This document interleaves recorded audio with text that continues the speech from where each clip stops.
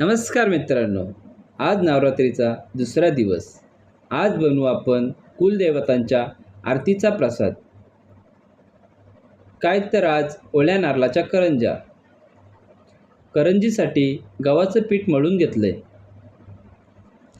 कढईत तूप घालून त्यात गूळ आणि ओल्या नारळाचा कीस घालून त्याला चांगलं भाजून घेतलं.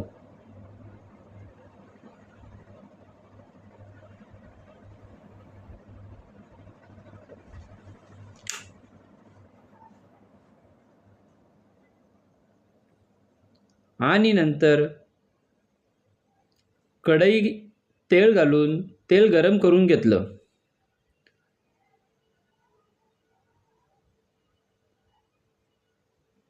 करंज्या बनवून तेलात खरपूस भाजून घेतल्या.